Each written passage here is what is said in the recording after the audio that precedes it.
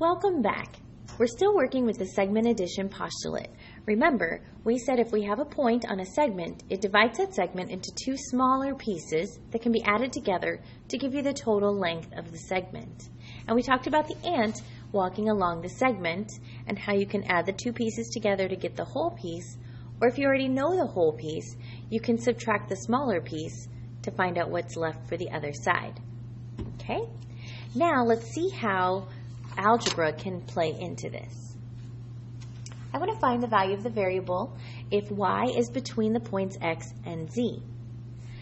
The distance from x to y is 6b. The distance from y to z is 8b. And the distance from x to z is 175. And then when we're done, we're going to check our work. So the first thing I should do is I should sketch myself a picture because I don't have one. So we want to find the value of the variable if y is between x and z. So I'm going to draw a segment, and I know that y is going to be somewhere between the endpoints x and z. Now, it doesn't tell me that y has to be in the middle. So just so I don't accidentally get confused and think the two sides are equal, I'm purposefully going to draw y off to the side. That way I don't accidentally think my two segments have to be equal. All right? The next thing I'm going to do is as I read, I'm going to label. It tells me that from x to y, that distance is 6b. So from x to y, when the ant walks that far, we've walked 6b units. I'm going to be trying to find the value for b. Then it says the distance from y to z is 8b. So from y to z, we're going to walk 8b units. Okay, and then lastly, it says to walk from x to point z, that's a distance of 175. So from x all the way to point z, that's 175. So remember, my segment addition postulate says if I take this shorter side, xy, and then I take the other shorter piece, 8b, which is yz, when I add those two pieces together, it's going to equal the whole piece, which is xz. Okay, so then we can substitute in. xy we know is 6b. yz we know is 8b. And xz we know is 175.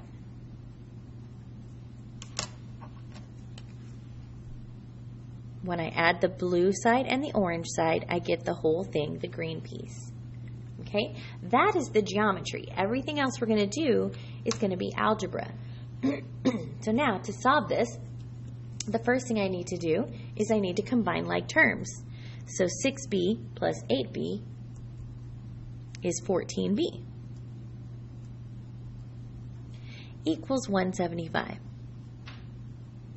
Okay, then to get rid of that 14 times b, so I'm going to use my division property of equality and divide on both sides. So first I wrote my equation using my segment addition postulate. Then I substituted the values in. And then now I've combined like terms. And now I'm using my division property of equality. So you could see how we could do this in a proof. So 14 over 14 is 1b equals 175 divided by 14 is 12.5.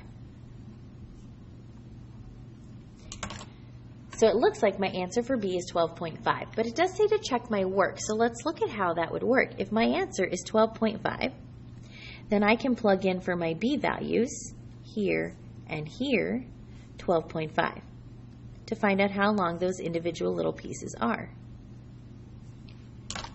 So I'm going to have 6 times 12.5 for xy.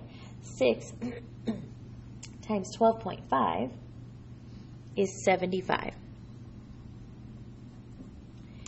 Then, for yz, 8 times 12.5 is going to be 100.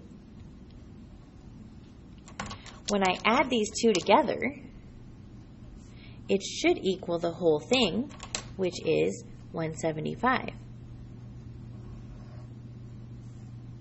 Right?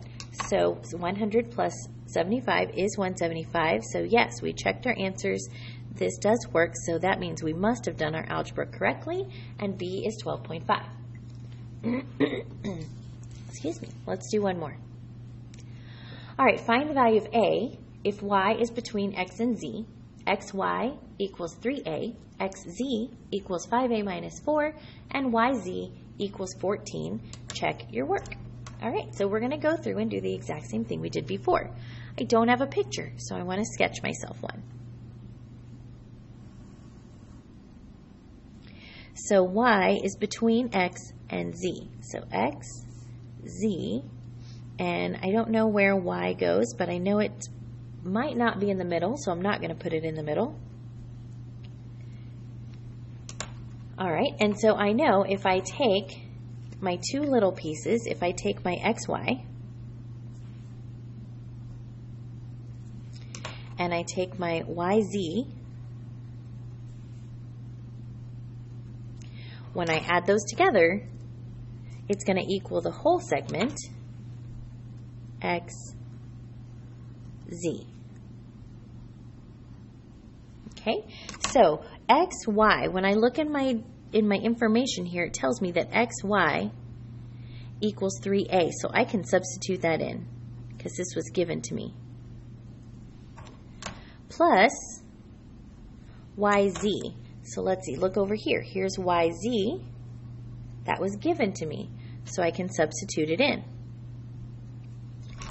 Equals xz. So when I look, xz was also given to me. So 5a minus 4. All right, so now I have a basic algebra problem. I'm done with the geometry for now. Now we're going to switch to algebra. Me personally, I like to try to keep my variables positive, so I'm going to move 3a to the other side. I'm going to subtract 3a on both sides, my subtraction property of equality, which is going to leave me with 14 equals 2a minus 4. Okay, then I'm going to isolate the 2a, so I'm going to add 4 on both sides, my addition property of equality, which is going to give me 18 equals 2a plus 0, which is just 2a. Then I'll use my division property of equality and divide both sides by 2, so that 2 over 2 is 1a. So 9 equals a.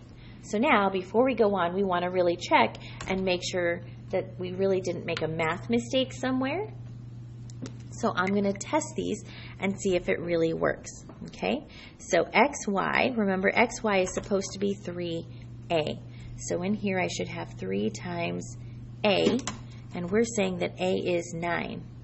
So 3 times 9 is 27. Okay, so that's my blue piece. Then my orange piece is 14. Right, my orange piece is 14. It's helpful when we can color code. And my green piece, let's see, my green piece is 5a minus 4. So 5 times a minus 4. A is, we're hoping 9. So 5 times 9 is 45. Minus 4 is 45 minus 4 is 41. So then I want to check. Does 27 plus 14, my two sides, does that equal the whole thing, 41? 27 plus 14, yes, that is 41. So when we check our answer, it does work out. And I can put a box around this because I checked it, and it is correct. Okay? All right, the next video we're going to watch is going to do the same thing, except it's going to be in proof format. So you'll see what a formal proof with the segment addition postulate will look like. Thank you for watching.